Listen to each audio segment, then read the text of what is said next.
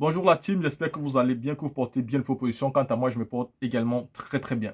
Je commence cette vidéo par souhaiter un joyeux anniversaire à l'épouse de notre président, le président Laurent Gbagbo, la mère Nadi Bamba et la team Joignez-vous à moi pour souhaiter à la mère Nadi Bamba joyeux anniversaire, que Dieu bénisse, voilà, cette femme-là qui partage la vie du président Laurent Gbagbo et qui l'accompagne dans une forme de démarche depuis très longtemps. Que Dieu veille sur elle. La team, Monsieur Alassane Ouattara va parler le 18 juin. Et ce qui nous revient maintenant, c'est que Monsieur Alassane Ouattara ne sera pas, ne sera pas candidat aux élections de, 2000, de 2025.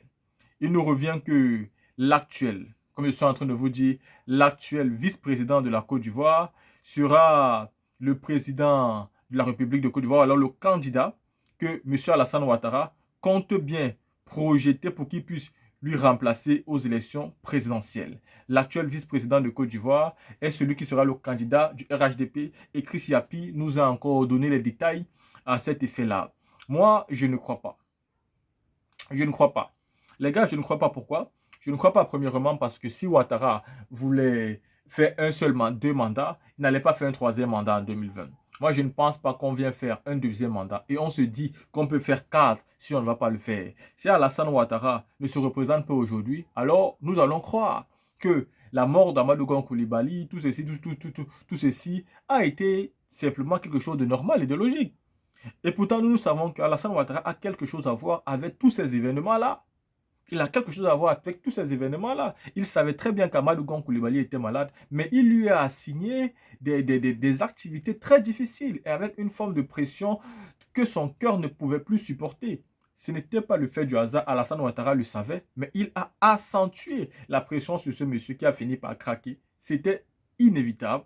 Et Ouattara savait que c'était inévitable, mais il n'a pas cessé d'aller jusqu'au bout. Donc je pense qu'aujourd'hui, même s'ils viennent à un moment donné nous dire que le vice-président sera candidat, il faut faire très attention jusqu'à ce que ce dernier prenne le pouvoir et qu'il gouverne. Ou alors qu'il perde face à un candidat. Parce que de toutes les façons, moi j'ai envie de dire ici que le président Laurent Gbagbo sera candidat. Que ce soit devant Ouattara, que ce soit devant une main à Ouattara, que ce soit devant son petit frère, que ce soit devant son envoyé, le président Laurent Gbagbo sera candidat. Si Ouattara veut être candidat, qu'il le soit. S'il ne veut plus être candidat aussi, qu'il ne le soit pas. Mais peu importe ceux qui seront candidats, le président Gbagbo sera candidat. Parce qu'un individu ne peut pas décider de qui est candidat et de qui ne peut pas être candidat. Vous comprenez ce que j'ai envie de dire? On nous parle souvent de la nouvelle génération. Le vice-président de la Côte d'Ivoire fait partie de la nouvelle génération. Il a quel âge? Il n'est pas de la génération du président Laurent Gbagbo. Il faut nous prendre au sérieux. Le vice-président de la République de Côte d'Ivoire n'est pas de la même génération que le président Laurent Gbagbo. Il a quel âge? Est-ce que c'est un enfant? Arrêtez avec la nouvelle génération, c'est pas ça la nouvelle génération. Donc s'il se présente, tout le monde peut se présenter. La team, moi déjà, je ne crois pas que Ouattara ne va pas se présenter. Je ne pense pas que son discours du 18 sera pour nous dire qu'il ne se présente pas. Je doute fort, et même s'il le fait, c'est du déjà vu, c'est déjà du réchauffé. Donc nous allons attendre jusqu'au bout. La team, écoutez aussi au coach Sibama Nicolo. Puisse être témoin de ce que votre corps, votre âme et votre esprit subit depuis l'avènement sur notre terre des Burnis, notre paradis, que Adam Draman Ouattara et Ève Nouviane Alexis Colby ont tout fait pour pourfendre. Frère, le terroriste Alassane Draman Ouattara dit que lui, Draman, burkinabé, accueilli, hébergé, nourri, blanchi, avec une nationalité greffée, c'est-à-dire un Ivoirien scientifique, politique.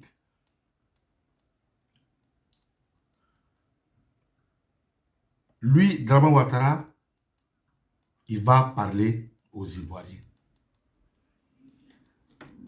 La Côte d'Ivoire est rentrée dans un cirque depuis 90. Parce que c'est seul dans un cirque, un étalon du Yénéga.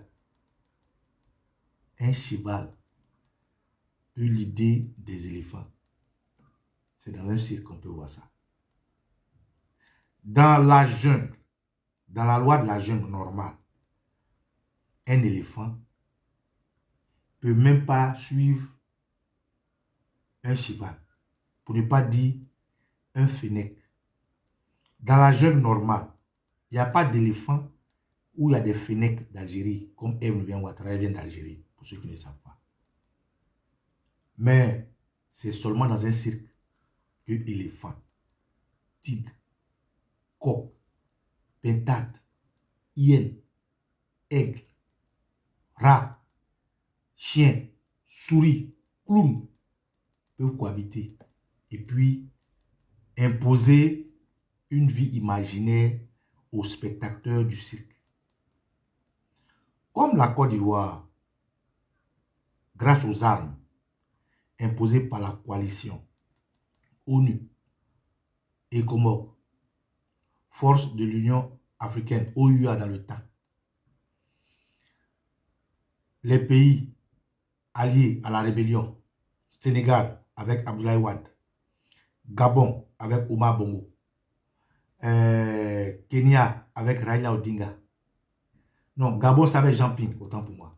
Sénégal, oui, Sénégal, c'est Abdoulaye Wade. Kenya avec Raila Odinga. Nigeria avec Goodluck Jonathan. États-Unis, Barack Obama. Grande-Bretagne, Cameroun. C'est Cameroun, c'est ça. Allemagne, Angela Merkel. Canada, avec qui là même? Et puis quel pays encore? Il y a combien de pays qui sont entrés dans la crise? Libye, avec Kadhafi. Burkina, avec Blaise Compaoré. Ghana, avec Kufuor, Nana Addo Kufuor. Non. Nana Kufuor, lui qui est mort, l'autre là. Non, Atamis. C'est Atamis, non? Oui, Atamis. Et puis qui encore? Quel pays encore? Mali.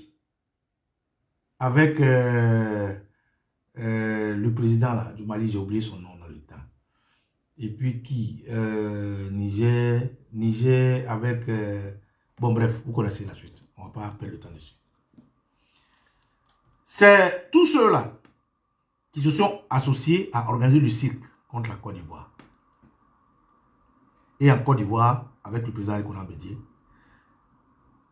Soro Guillaume et tous les frères du Nord, pour qu'il y ait un cirque où un éléphant peut être attaché par des fennecs, par des étalons, des chevaux et autres.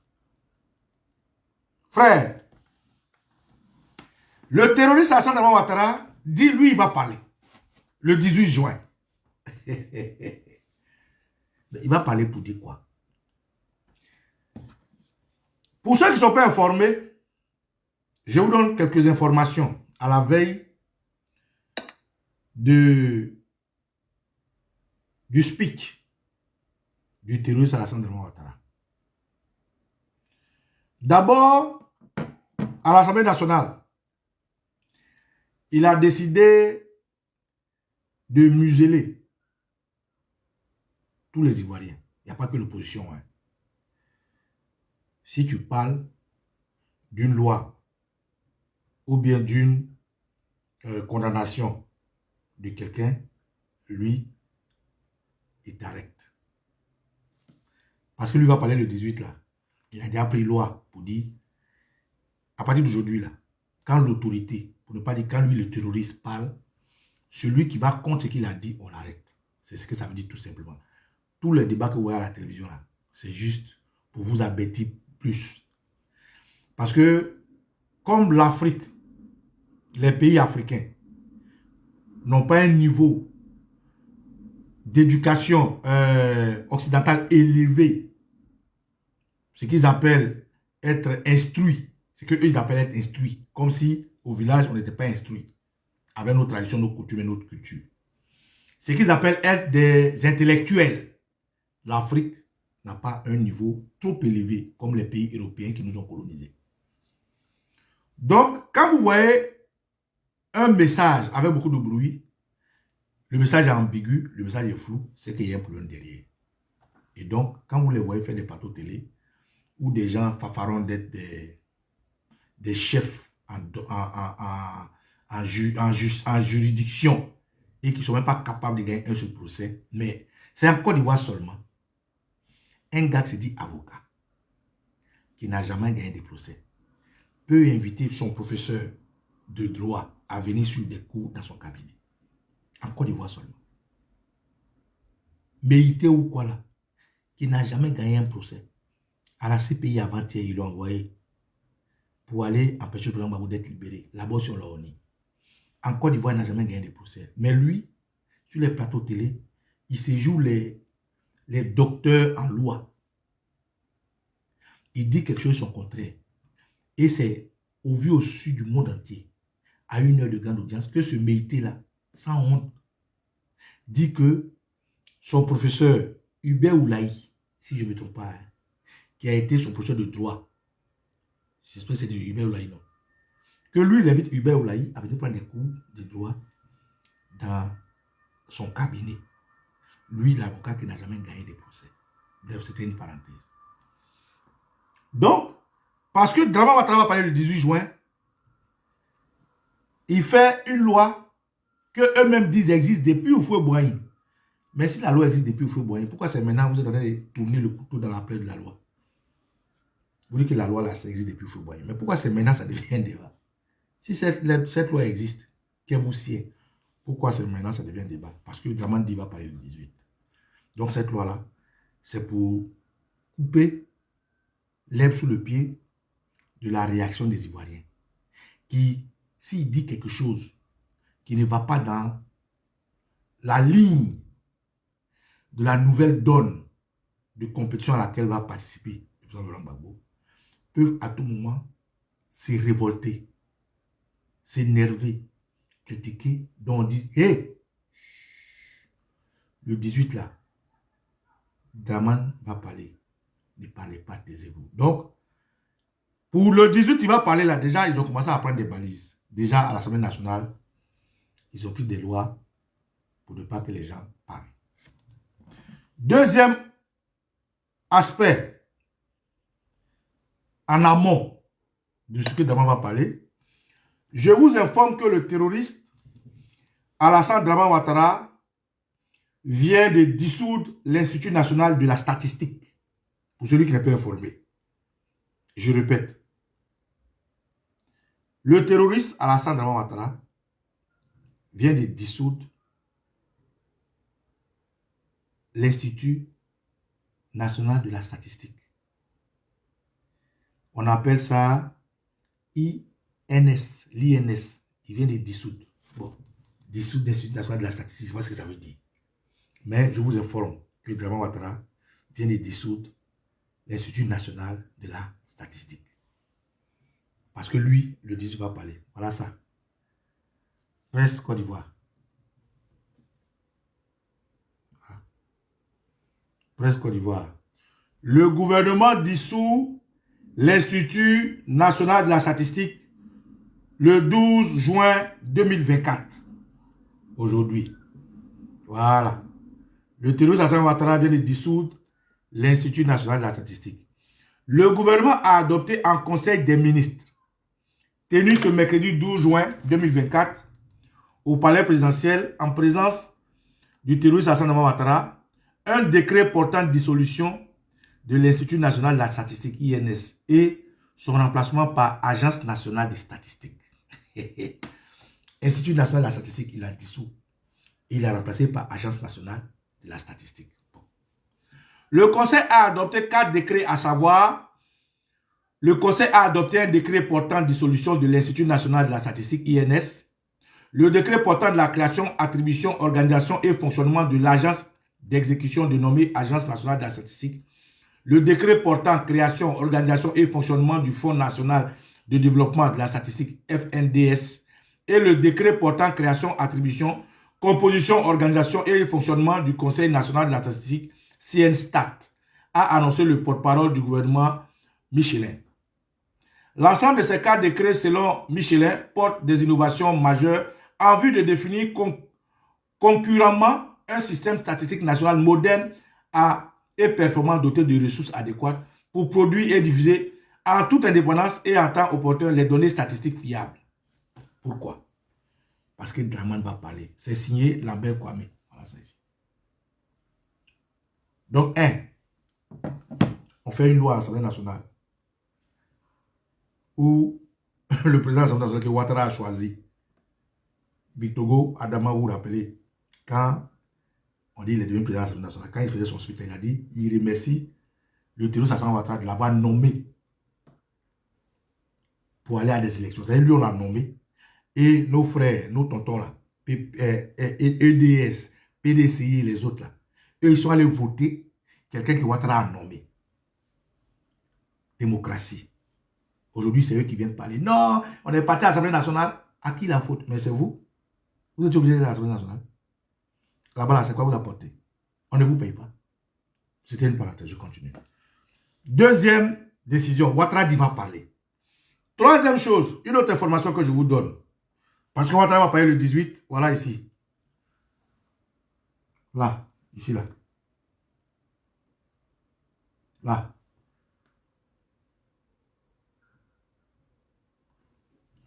Séguéla. 2000 recrues en formation au CEOP présentés au drapeau le jeudi 13 juin. C'est-à-dire au moment où je fais la vidéo là, le lendemain. Je reprends.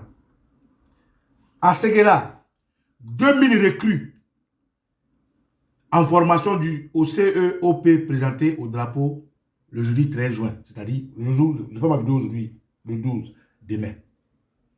Les préparatifs de la présentation du drapeau national ivoirien orange, blanc, vert des 2000 nouvelles recrues en formation au centre d'entraînement des opérations de paix 6 à Séguéla, capitale régionale du Ourodougou, vont bon train, a-t-on constaté ce mardi 11 juin 2024 lors d'une visite sollicitée et obtenue auprès du colonel Arsène Ake, Thierry Mac, blablabla. Bla, bla, bla. Ça, c'est pour demain, 2000. Déjà, dans même Séguéla là, 2023, ils ont recruté des soldats. Avant 2023, ils ont recruté des soldats. Donc, faisons un petit résumé. Alors, quand nos pères éléphants étaient au pouvoir, toute action de recrutement dans l'armée était exposée au journal officiel. Et c'était aussi exposé par Fraternité Matin. Mais aujourd'hui, aucun Ivoirien ne sait à quel moment on recrute des gens. Mais c'est seulement quand ils sortent, on leur dit qu'ils ont recruté 2000. Donc, vraisemblablement, aucun Ivoirien ne peut dire quels sont ceux qu'ils ont recrutés. Sont-ils des Ivoiriens? D'où viennent-ils? De quelle famille sont-ils? À quel moment ils ont demandé aux Ivoiriens qui ont l'âge de rentrer dans l'armée de venir? Et ça, c'est depuis l'avènement de Ouattara au pouvoir. Donc, aujourd'hui, l'effectif officiel de la Côte d'Ivoire qu'on vous présente est en deçà de ce qu'eux, ils recrutent. Dramane Ouattara ne vous informe pas, ni à la RTI, ni sur Fraternité Matin, qu'il y a un concours ou bien un recrutement d'Ivoiriens pour entrer dans l'armée. On n'informe personne. Mais quand ils finissent, on vient vous dire que telle date, il y a 2000 soldats qui sont appelés au drapeau parce qu'ils vont sortir. C'est qui? Est-ce que maintenant vous voyez les microbes là? C'est les enfants des djoulas du RDR. C'est les militants microbes du RDR. C'est les enfants des Nyambro. C'est les enfants des prisonniers RDR. C'est les enfants des badauds du RDR. C'est-à-dire pour remercier tous les assassins du RDR là, on prend leurs enfants, leurs cousins, leurs nièces, leurs tantes, leurs oncles. Donc, je vous informe que Dramane va parler le 18 juin là. On n'est pas encore arrivé 18 hein, déjà, loi à l'Assemblée nationale. Après la loi, on a dissous INS, après INS, on vous informe qu'il y a 2000 recrues qui vont sortir. Parce que Dramane va parler. On va où? Camarades, je vous ai fait une analyse, il y a de cela un bon moment pour vous dire. Qu'est-ce que Dramane va dire le 18? Ce n'est pas un truisme irréfragable. Hein. Ce n'est pas un fait. C'est une analyse que je vous donne. Quand je sais, et comme vous savez, que le terroriste Dramane Ouattara et sa patronne Eve Louvian Ouattara Alexis Kobri sont des produits, sont des objets, sont des pions de la France-Afrique. Comme je sais que Ouattara est nobody, il n'est personne. Ouattara, il est comme nous les boys ici là. On fait ménage, on fait éboueur, on fait sécurité, on fait les personnes âgées là. On nous donne les instructions, nous on exécute. Comme c'est la franc-maçonnerie, la France-Afrique, la France qui donne des ordres aux terroristes Alassane Ouattara et sa femme pour l'exécuter, on peut imaginer que de la même manière, le chien ne change pas sa manière de s'asseoir, c'est de cette même manière que tous les vassaux de la France et leur attitude dans la sous-région est le résumé que Ouattara est opté pour faire. Ça veut dire quoi? Qu'est-ce que Ouattara va dire? D'abord, deux choses qui sont tout de suite vérifiables par vous. La méthode Macky Sall. Macky Sall voulait faire quoi? N'eût été l'opiniâtreté de l'adversité avec Ousmane Sonko. Macky Sall ayant été coopté, rabroué par la France pour ne pas quitter sa place, a voulu duper les Sénégalais en disant aux Sénégalais, bon écoutez, comme il y a des palabres entre certains leaders, comme il y a des problèmes, on va reporter les élections. Et l'opiniâtreté de l'adversité de l'opposition a fait chambouler les plans de la France, l'injonction qu'ils ont donnée à Macky Sall. Donc, le premier plan de Ouattara, c'est amener l'opposition à accepter de reprendre les discussions que l'opposition avait demandé, c'est-à-dire assainir tout le secteur de l'électorat, c'est-à-dire le découpage, la CEI, enfin vous comprenez tout ce qui va avec. Ils vont présenter ça à l'opposition pour leur dire, bon, dans ce discours-là, du 18 juin bien sûr, comme depuis longtemps vous voulez qu'on reprenne le dialogue, alors qu'ils avaient commencé ce dialogue avec l'archi-patrie, ça n'a rien donné, je suis apte à reprendre ces discussions-là. Et l'opposition, qui est faible pour certains qui ont faim, va accepter cette main tendue dupe de Ouattara. Et l'opposition qui a aguerri, comme le PPACI et comme le PDCI, va refuser ce jeu de dupe de façon subtile. Donc, au sein de l'opposition, c'est le premier point. Ouattara va diviser encore l'opposition qui est déjà divisée. Sur l'histoire de dire, bon, j'ai compris, le 18 juin là, venez, on va reprendre les discussions pour qu'ensemble on puisse assainir l'environnement électoral et patati, patata, le dialogue politique, patata. Tout ça, pourquoi? Ça va lui permettre de gagner du temps. Ça va lui permettre de rejeter la date des élections. Ça va lui permettre de gagner tellement de temps que peut-être il va espérer que Gbagbo Laurent soit trop vieux, Gbagbo Laurent meurt, ou que les autres soient trop vieux ou qu'ils meurent. Mais l'intention derrière, c'est de gagner du temps et de se maintenir sans élection. Ça, c'est le premier point. Et pour le faire, qu'est-ce qui va se passer? Ouattara va dire que la date des élections est repoussée pour une consultation populaire. Ça, c'est le premier point. Deuxième point, la méthode Faure et Adema, Yassingbe. Le premier point, c'est la méthode Macky Sall. Même si je n'explique pas bien, vous allez comprendre. Hein, c'est juste gagner du temps, rejeter les élections, doubler l'opposition pour dire venez, on va discuter parce qu'on veut que ce soit une élection inclusive, patati patata. L'opposition va s'engouffrer dedans, dire oui, on va rejeter les élections, patati patata. C'est le premier point. C'est des analyses que je vais pour son discours qui arrive. Ça, c'est un point. Deuxième point, ça sera la méthode Faure, Yassingbe et Adema. C'est-à-dire, Alassane Ouattara pour contourner les élections pour continuer le président Laurent Gbagbo. Voilà pourquoi il muselle déjà l'opposition. Va dire, oui, la première hypothèse, merci, la première hypothèse, Coco Thierry, va dire que désormais, on va mettre sur vote le choix du régime de la Côte d'Ivoire. Comme à l'Assemblée nationale, le RDR majoritaire, dans son discours, il va faire semblant de proposer ce décret-là pour que les députés votent si on doit rester dans un régime présidentiel ou bien un régime parlementaire, comme a fait Faure Gnassingbé et Adema. Et comme ils sont majoritaires là-bas, ils vont voter pour que la Côte d'Ivoire soit un régime parlementaire. C'est-à-dire, Ouattara va continuer son mandat et il n'y aura pas d'élection immédiate. Il y aura une proposition de loi et les députés vont aller voter. Et cette loi va dire que désormais, on n'est plus dans une présidence, on sera dans un pouvoir parlementaire. Et l'Assemblée nationale, où ils sont majoritaires, va voter cette loi. Et puis Ouattara, les députés qui sont majoritaires vont voter Ouattara comme président. Il sera encore là. Ça, c'est la deuxième hypothèse. Et donc, première hypothèse, la méthode Macky Sall, puisque c'est la même phrase. Deuxième hypothèse, la méthode Faure Gnassingbé et Adema. Et troisième hypothèse. Troisième hypothèse, Alassane Ouattara va dire qu'il amnistie le président Laurent Gbagbo et tous les autres qui ont des problèmes de candidature et patati patata. Comme il ne veut pas prendre l'article 48, parce qu'il est trop guindé par orgueil. Comme il ne va pas prendre l'article 48 parce que ça va présenter comme étant la victoire du président Laurent Gbagbo, il va, dans cette hypothèse-là, maquiller ça sous forme d'amnistie et dit qu'il amnistie tous les prisonniers politiques, patati patata, dont le président Laurent Gbagbo, pour pouvoir remettre son nom sur la liste, ce qui fera du président Laurent Gbagbo un candidat.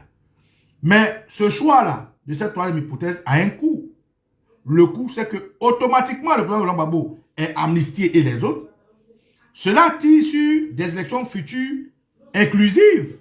Et si on parle d'élections futures inclusives, donc Ouattara lui-même s'inclut dans les élections. Ça veut dire que, à malin, malin et demi, vous voulez Gbagbo, donc d'accord. Gbagbo, tu peux être candidat. Tu as une amnistie. Mais si Gbagbo est candidat qui a une amnistie, naturellement, pour qu'on organise des élections inclusives, moi aussi, on ne peut pas m'exclure. Puisque Gbagbo n'a pas le droit de se présenter, mais je fais de lui un candidat. Donc, le prix à payer en retour, c'est que moi, je sois candidat. Voilà la troisième hypothèse. Donc, Ouattara va, sous cette couverture, faire le président Gbagbo un monsieur amnistié parce qu'il a la pression internationale, la pression des Ivoiriens, patata. Et lui-même va se mettre dans la danse pour faire une violation constitutionnelle une quatrième fois pour être candidat au quatrième mandat. Qu'est-ce que ça va susciter? Ça va dire quoi? Les Ivoiriens vont dire, ah, mais c'est bien, au moins on va voir, Gbagbo va les gagner. Or, naturellement, il n'a pas le droit d'être candidat. Mais comme il sait qu'en mettant le président Laurent Gbagbo sur la liste, ça va créer l'émoi, l'émotion des Ivoiriens, les Ivoiriens ne vont pas faire trop attention à ce qu'il soit candidat ou pas. Vous voyez, donc de façon subtile, il va amnistier le président Gbagbo et puis lui aussi va être candidat. Et puis on va dire, bon, de toute façon, c'est bon comme ça, ils vont s'affronter, mais normalement, il n'a pas à le faire. Ça, c'est la troisième hypothèse. Quatrième hypothèse, c'est l'hypothèse, le poker menteur. Dramane Ouattara, acculé par les États-Unis, par ses mandats, la France, avec tous les problèmes que la France a, serait sommé de ne pas briguer un quatrième mandat pour éviter qu'il y ait un coup d'État à la malienne, à la nigérienne, à la burkinabé. Donc, qu'est-ce qu'il va faire? Il va soumettre, par exemple, une structuration de président et vice-président en couplet. Ça veut dire quoi? Lui, Ouattara, il peut se retirer et choisir un président, pardon, un gars pour être candidat qui va le prendre comme vice-président, peu importe. Mais l'idée derrière, c'est quoi? C'est-à-dire, il va présenter un tocard. Et ce tocard, pendant qu'il prend le tocard, la France, qui est très proche du PDCI-RDA, et surtout avec Tidiane, va utiliser les superfuges. Parce qu'aujourd'hui, ils savent que l'idée du président Laurent Gbagbo, du président Rikonan Bédié, de se mettre ensemble pour faire un front commun contre ce que je vais appeler la roubladise de la France à leur égard. Parce que n'oubliez pas, la France, le national-socialiste, dont le président Gbagbo et le FPI étaient membres, ont lâché le président Gbagbo. La France, dont le PDCI-RDA, de la droite s'est toujours senti proche à lâcher le président Nicolas Bédié lorsqu'il avait besoin de la France, surtout en 2020, quand il les a appelés pour venir empêcher Ouattara de faire un troisième mandat. Donc, ce carrefour-là de trahison de la France a rapproché le président Gbagbo et le président Bédié. Parce qu'ils ont toujours été combattus par la France pour les garder esclaves. Donc, l'idée, c'est que la France fracture l'alliance, même si ce n'est pas écrit, le rapprochement du PDCI et de PPACI, et propose, parce que la politique, il y a ce qu'on voit, il y a ce qu'on ne voit pas, à Tidiane Thiam et au PDCI RDA, d'aller aux élections. À ces élections-là, le RDA qui va amener un canard boiteux pourrait perdre les élections. Mais comme c'est les intérêts, la France s'en fout de qui peut être candidat au RDA ou pas. Devant Ouattara le donne tout. Mais le problème de la France, c'est d'anticiper sur la géopolitique. La géopolitique, ça veut dire quoi? L'avènement des BRICS. La création de l'AES, la concurrence contre la CEDEAO. Le monde multipolaire et Poutine et la Russie qui aujourd'hui ont un pied fort en Afrique. Donc l'intention de la France, ce n'est pas que le RDA soit candidat devant Ouattara leur donne tout. Quelle idée de laisser Ouattara pour chercher un autre cheval? L'idée de laisser Ouattara chercher un autre cheval, c'est de conserver leurs intérêts. Et leurs intérêts avec une nouvelle génération dont Tidiane Thiam. Or, si on donne cette chance au PDCI de reprendre le pouvoir par Thiam, les intérêts de la France vont rester intacts. Vous voyez, Tidiane Thiam qui n'aborde jamais le sujet du franc CFA, qui n'aborde jamais le sujet du retrait de l'armée française, qui n'aborde jamais du sujet existentiel en tant que président de parti politique, est aujourd'hui vu par la France comme étant mieux que le président Laurent Gbagbo. Et ce que je fais, c'est des analyses. Donc, mieux vaut avoir Tidiane Thiam avec nous, qui va préserver la vie du terroriste Alassane Ouattara et de sa femme, qui va préserver leur bien. Mieux vaut avoir Tidiane Thiam et le PDCI avec eux, avec qui ils s'attendent plus. Parce que du président Oufoué au président Bédié à Tidiane Thiam, ils sont tous de la droite, ils sont plus proches de la France. Donc, le président Laurent Gbagbo, qui lui, avec le national socialiste, était proche de la France, a eu la trahison et aujourd'hui, c'est carrément refermé avec le panafricanisme. Ce qui est aujourd'hui la concurrence avec les anciens, l'ancienne métropole, comme on voit l'AES et toute cette ambiance de panafricanisme avec les réseaux sociaux. Donc, président Gbagbo et Tidiane Thiam, il faut choisir ce qui fait le moindre mal. Donc, la France pourrait donner injonction à Ouattara de se retirer. A contrario, il va présenter des tocards que le PDCI va battre facilement. Ils vont éliminer le président Laurent Gbagbo, puisqu'ils vont diviser l'opinion ivoirienne. S'ils laissent Tidiane Thiam poursuivre, s'ils donnent tous les atouts au PDCI, débattre le RDR pour que ça puisse garantir leurs intérêts, naturellement, la Côte d'Ivoire sera divisée et ça va créer ce que ça va créer. Donc, dans les 4 hypothèses que je donne, il faut retenir que Ouattara doit parler le 18 juin. Ou bien, c'est l'hypothèse à la Macky Sall, ou bien c'est l'hypothèse à la Foy Asigbe Yadema, ou bien c'est l'hypothèse à la ce que j'appelle le poker menteur, ou bien c'est l'hypothèse de l'élection inclusive. Le président Gbagbo est candidat, on l'a amené ici, et Ouattara est candidat. À part ça, qu'est-ce que Ouattara peut dire si ce n'est de foncer dans le tas? Parce que dans toutes ces décisions, les 4 hypothèses que je vais vous donner, la Côte d'Ivoire va traverser un moment difficile.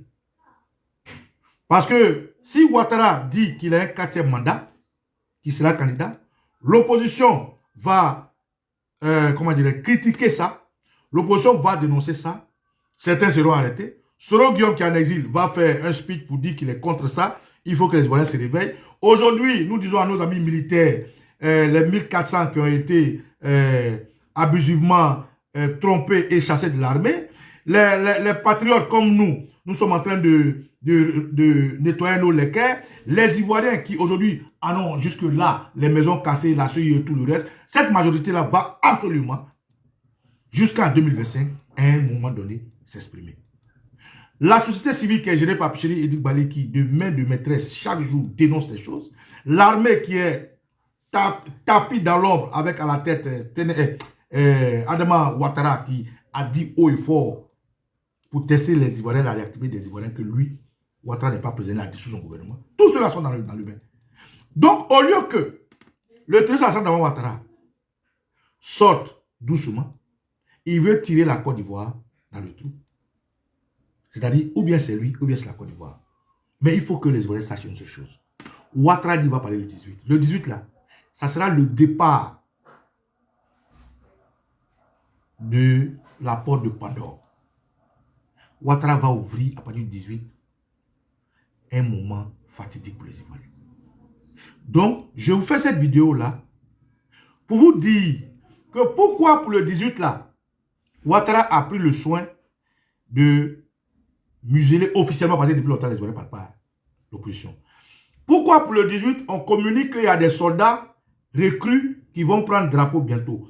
Pourquoi pour le 18, là, on dissout le centre, l'Institut national de la statistique? Et beaucoup d'autres choses qui vont faire encore avant le 18. Pourquoi tout ça? Pourquoi pour le 18, là, il y a des remue-ménages dans l'armée? Pourquoi le 18, là, on est en train de faire tout cela? C'est pas le 18. Ouattara va crier, va ouvrir la porte de Pandore, la porte du diable. Donc, Ivoiriens, Ivoiriennes.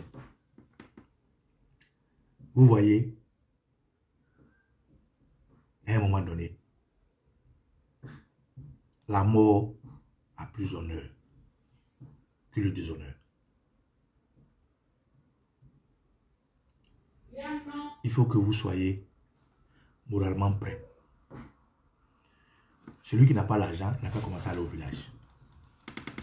Celui qui a peu d'argent, il n'a qu'à commencer à se préparer. Celui qui ne peut pas, n'a qu'à quitter le pays. Il n'y a pas du 18 là. Dans ces 4 hypothèses, au moins il y a une hypothèse qui va faire partie de son speech. Ouattara va narguer tous les Ivoiriens ce jour-là. Ouattara va insulter tous les Ivoiriens ce jour-là. Ouattara va moquer tous les Ivoiriens ce jour-là. Parce qu'il va passer en force. Et obligatoirement, que ce soit immédiatement ou non, la Côte va parler du 18 là, va commencer à remonter la pente de la chienlit, la pente des assassinats. De toute façon, eux, ils sont forts dans ça. Hein? Charnier. Les gens, les soldats ont tué les gens, les guerriers rebelles, les Bokaya ont tué les gens. Les Ouattara, ils ont pris gros camions comme ça. Gros camions avec Ali Koulibaly à louer un Malien pour ramasser les corps pour les mettre au banco. Ils ont fait Charnier de banco. En Côte d'Ivoire, on les a vus. On dit qu'ils vont faire marche contre Laurent Gbagbo. Pendant qu'on met les femmes derrière, les gens Kalachnikov derrière. Pendant qu'on met les femmes devant, les gens Kalachnikov derrière. En Côte d'Ivoire, on a vu, ils ont décapité un jeune, ils ont jeté sa tête. Ils ont tout fait. Leur crime là, on ne peut plus citer. Soro Guillaume nous a dit ici, en Modo Vision sur Africa Media, que Ouattara a appelé la communauté internationale pour déloger Laurent Gbagbo. Là où les Ivoiriens étaient au Golfe et le président Gbagbo n'a pas pris la décision de les bombarder. Ouattara n'est pas ivoirien. Eblouien Ouattara n'est pas ivoirien. Quand ils vont tirer là, il n'y a pas un de leurs enfants qui va tomber. Donc soyez prêts. Celui qui ne peut pas quitter la Côte d'Ivoire, parce que Ouattara va tuer les Ivoiriens. Ouattara va nous tuer. Ouattara va maintenant mettre sa dictature à un niveau qui n'a pas de sens. Je ne fais pas ça pour vous effrayer. Je fais ça pour que vous preniez conscience de ce qui vous attend. Pour que vous soyez prêts. Camarades, Alassane Ouattara, souvent je m'amuse à dire que à quelque chose malheur est bon. Si le président Henri Konan Bédié, ce n'est pas pour excuser leur posture politique, hein, mais si le président Henri Konan Bédié, paix à son âme, et Soro Guillaume, en 2011, n'avaient pas accepté d'être avec Ouattara, Ouattara aurait brûlé toute la Côte d'Ivoire. Je répète, souvent je m'amuse à le dire, pas pour justifier leur posture qui a fait beaucoup de morts, mais je dis que si Soro Guillaume et puis le président Henri Konan Bédié n'étaient pas avec Ouattara hier au Golfe, la force qu'il a eu de dire tirer sur la région de Gbagbo, où ils ont tué beaucoup d'Ivoiriens, où ils ont fait la chasse aux Ivoiriens, ils ont tué des millions et des millions d'Ivoiriens, où ils ont fait le génocide, ouais, tout ça là. Si Soro Guillaume et Henri Konan Bédié n'étaient pas Ouattara, Ouattara aurait fait pire, il aurait brûlé toute la Côte d'Ivoire. Or, aujourd'hui, Soro Guillaume n'est pas avec lui. Le président Henri Konan Bédié est mort. Son côté nord est fermé. Ouattara n'a pas de choix que d'avancer comme un kamikaze. Donc, le 18 juin, Ouattara va faire un discours parce qu'il va braquer l'arme sur la tempe de tous les Ivoiriens. Il est prêt à mourir au pouvoir. Il va assassiner des millions et des millions d'Ivoiriens. Or, nous avons une force. Nous avons une arme. Cette arme-là, c'est notre unité. Et celui qui va conduire cette unité s'appelle Laurent Gbagbo. Pourquoi Laurent Gbagbo? Parce que Laurent Gbagbo, il a traversé ça. Quand on va dans un combat, on prend des soldats qui sont aguerris, des soldats qui connaissent le terrain, des soldats qui sont habilités aux armes, des soldats qui sont formés à la guerre. Et Gbagbo Laurent, pour avoir combattu la France sur toutes ses formes, pour avoir été arrêté, pour avoir battu aux élections, pour être revenu vivant à une mission qu'il doit accomplir. Et cette mission, c'est celle-là. Et comme spirituellement, physiquement, moralement, sociologiquement et politiquement, le président Laurent Gbagbo est un Dieu donné. Il a ça. Et je l'avais expliqué hier, dans toute l'histoire de la Côte d'Ivoire, chaque fois que les Ivoiriens se sont levés massivement, au-delà des danseuses, des marcheuses de Grand Bassam, au-delà des indépendances, où il y a eu la révolte des abeilles, où tout chaque Ivoirien s'est battu dans son clan, les seules fois où la Côte d'Ivoire, dans sa généralité, s'est levée pour dire non à des situations, d'abord en 2000, contre Guéhi, et ensuite en 2004, contre l'armée française qui voulait attaquer le président Laurent Gbagbo, c'est avec Laurent Gbagbo. Donc il a ça, et il est prédisposé à conduire cette lutte-là. Alors camarades, comme lui-même il a dit, il dit qu'il a un nom, mais il ne va pas accepter que le nom qu'il doit léguer à ses enfants, à ses petits-enfants, on salisse ce nom-là. Il ne l'acceptera pas sans se battre. Alors, autour de cette bataille-là, il faut que les Ivoiriens comprennent que le 18 juin, le président Laurent Gbagbo attend que son nom soit rétabli. Si son nom n'est pas rétabli, et qu'à la longue, des pièges de discussion patati patata se présentent, il faut que vous soyez tous prêts. Camarades, le président Laurent Gbagbo n'est pas plus patriote que moi. Je ne suis pas plus patriote que toi. Quand on parle de patriotisme, on parle de pays, on parle d'héritage que nos parents nous ont légué. Et l'héritage à notre tour nous ont légué. Que ce soit en vie ou que ce soit mort, il y a des gens qui sont battus pour que nous soyons là. À notre tour, déposer ces actes. Et je vous dis, et je vous le redis, si la situation de la Côte d'Ivoire est statu quo, je répète encore, si la situation de la Côte d'Ivoire reste dans cette même manière de non, pas le nom de Gbagbo, jusqu'en septembre 2025, à la veille d'octobre, Baba Nicolo que je suis, moi, Baba Nicolo, je prends l'engagement devant vous. Si la situation ne s'est pas améliorée, si le nom de Gbagbo n'est pas venu sur la liste, si Ouattara attend les élections pour tuer les Ivoiriens, moi aussi je vais attendre encore de voir pour mourir chez moi. Parce que la souffrance que j'ai ici, je préfère aller chez moi pour que ça s'arrête. Alors, Ivoiriens, Ivoiriennes, tous les monos, tous les enfants de cœur, tous les patriotes, tous les partisans politiques, toute la société civile, les chefs traditionnels, les chefs religieux, les Ivoiriens du Nord, du Sud, de l'Est, de l'Ouest, du Centre, toute la corporation qui aime la justice, le 18 juin, Ouattara va parler. Eh bien, la balle est dans son camp.